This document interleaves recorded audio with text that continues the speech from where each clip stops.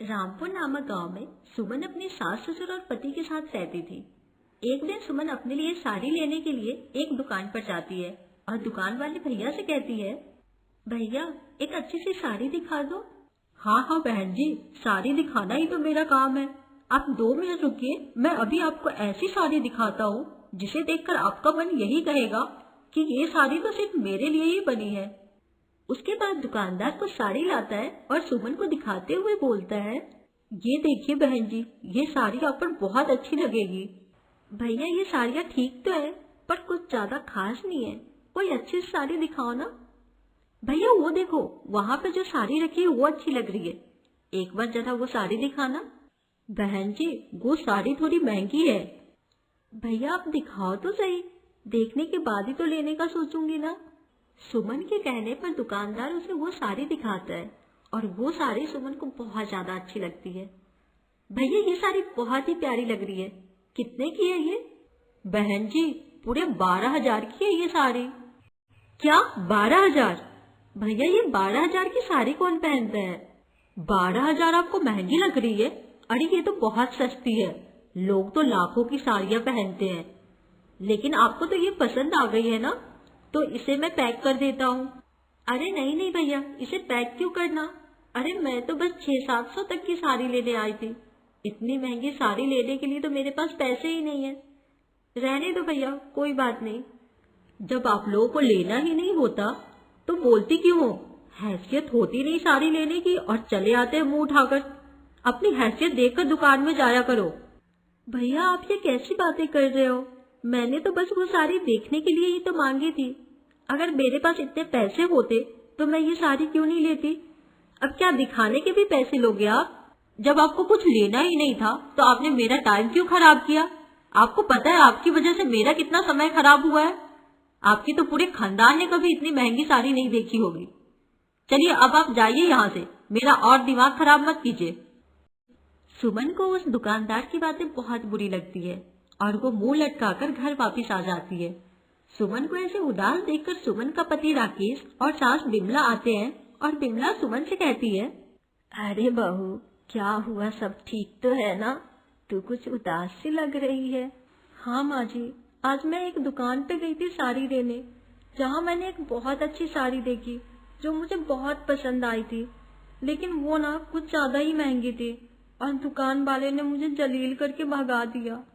लेकिन वो कितनी महंगी थी जो दुकानदार ने तुम्हें दुकान से निकाल दिया? पूरे 12,000 की थी राकेश जी, आप मुझे वो साड़ी दिला दो ना, मेरा बहुत मन है वो साड़ी लेने का। वैसे भी कुछ दिनों बाद मेरी बहन का शादी भी है, तो मैं तब वो साड़ी पहनना चाहती हूँ। बहू क्या बोल रही है तू?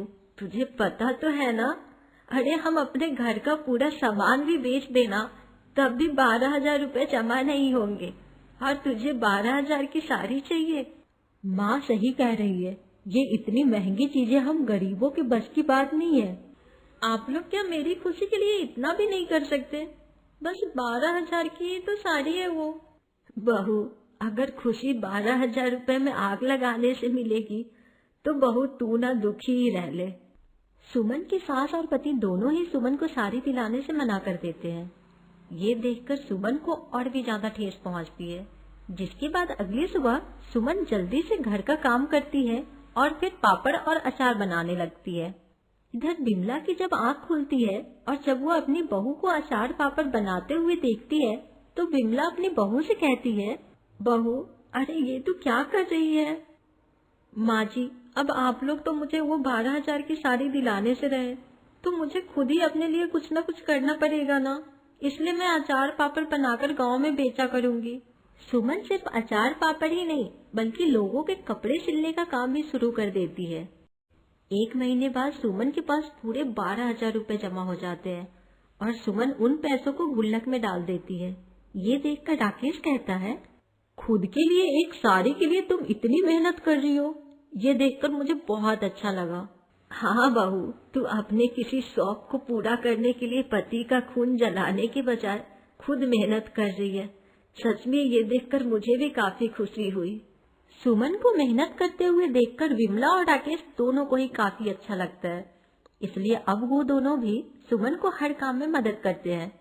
कुछ महीनों में सुमन के पास काफी पैसे जमा हो जाते हैं। फिर एक शाम जब राकेश काम से घर लौट रहा होता है तो उसका एक्सीडेंट हो जाता है और पैर टूट जाता है। लोगों की मदद से जब राकेश घर आता है तो सुमन और बिमला दोनों राकेश को ऐसे देखकर बहुत परेशान हो जाते हैं। फिर सुमन बोलती है, अरे ये आपको इतनी ज्यादा चोट कैसे लगी? वो बस गाड़ी वाले ने पी रखी थी और उसी की वजह से मेरा एक्सीडेंट हो गया। पर इस वक्त मुझे चोट से ज्यादा घर की टेंशन है। घर की टेंशन क्यों? घर तो ठीक ही है, फिर आप टेंशन क्यों ले रहे हो? घर तो ठीक है लेकिन मेरे एक पैर टूट चुके हैं, तो अब मैं काम पे कैसे जाऊंगा? और अगर काम पे नहीं जाऊंगा तो घर कैसे चलेगा? मुझे तो कुछ समझ में नहीं आ रहा। आज से पहले मैं इतना लाचार कभी नहीं हुआ था। बेटा तू परेशान मत हो, सब ठीक हो जाएगा। तू जितना परेशान रहेगा तेरी तबीयत उतनी ही खराब रहेगी। माँ मैं परेशान ना हूँ तो क्या करूँ? मेरा पैर टूट चुका है, इस घर की जिम्मेदारियां मेरे कंधों पर है और मैं अगर घर पे बैठ जाऊंगा तो काम कौन करेगा और घर कैसे चलेगा? आप इतने परेशान क्यों हो रहे हो? मैं हूं ना, मैंने भी तो सिलाई की है, अचार पापड़ बनाए हैं, उससे जो पैसे मिले हैं हम उससे घर का खर्चा चलाएंगे।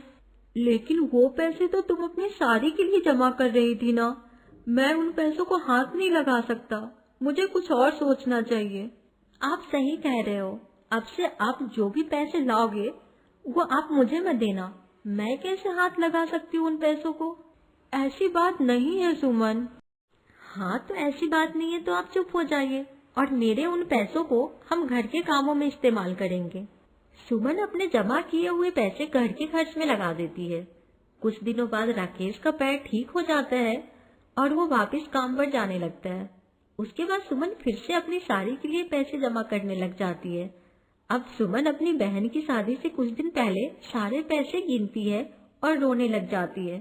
तभी वहाँ बिमला और राकेश दोनों आते हैं और राकेश बोलता है, क्या हुआ सुमन, तुम रो क्यों रही हो? 2 दिन बाद मेरी बहन की शादी है और मेरे पास अभी 10,000 ही हुए हैं, 2,000 कम है। इसका मतलब शादी में मैं वो महंगी साड़ी नहीं पहन पाऊंगी। बहू तो रो मत, अब जो किस्मत में लिखा होता है उसे बदल थोड़ी सकते हैं। सुमन को बहुत रोना आता है और वो रोते हुए सो जाती है। अगली सुबह जब सुमन उठती है तो बिना गुल्लक पर ध्यान दिए अपना काम करने लग जाती है। कुछ देर बाद सुमन का ध्यान उस जगह जाता है जहाँ गुल्लक रखा होता है, पर वहाँ गुल्लक नहीं होता है। माँ जी, राकेश जी, मेरा गुल्लक चोरी हो गया, मेरा गुल्लक तो है ही नहीं यहाँ पर। सुमन की रोने की आवाज सुनकर बिमला और राकेश दोनों वहाँ आते हैं। क्या हुआ बहू, तू रो क्यों रही है? देखिए ना माँ जी, मेरा गुल्लक चोरी हो गया। सुमन तुम चिंता मत करो, यही कहीं होगा तुम्हारा गुल्लक। नहीं जी, कहीं भी नहीं है। एक काम कर बहू, तू जाकर तैयार हो जा, आज तुझे तेरी बहन की शादी में जाना है ना, हम तब तक तेरा गुल्लक ढूंढते हैं। उसके बाद सुमन कमरे में चली जाती है। कुछ देर बाद जब सुमन बाहर आती है तो राकेश और बिमला दोनों सुमन को एक गिफ्ट देते हैं। जब सुमन उस गिफ्ट को खोलती है तो उसमें साड़ी होता है। तभी बिमला बोलती है, बहू तुझे यही साड़ी चाहिए था ना, तो इसी साड़ी के लिए इतनी मेहनत कर रही थी ना? हाँ माँ जी, ये वही साड़ी है जो मुझे चाहिए था, लेकिन आप लोग कैसे लाए और आपको कैसे पता चला कि मुझे यही साड़ी चाहिए था? उस दिन जब हम बाजार गए थे तो तुमने ही तो दिखाई थी मुझे ये साड़ी, और रही बात इस साड़ी को लाने की तो इसका पूरा श्रेय तुम्हें ही जाता है, हमने तो बस कुछ पैसे मिलाए हैं। हाँ, और ये साड़ी तेरे ही पैसों की है। तुझे पता था कि हम ऐसी साड़ी कभी नहीं दिला सकते, लेकिन तू हिम्मत नहीं हारी और मेहनत करती रही। जिस महंगी साड़ी के लिए सुमन इतनी मेहनत कर रही थी, आखिरकार वो साड़ी सुमन को मिल ही जाती है, जिसे पहनकर सुमन अपनी बहन की शादी में जाती है।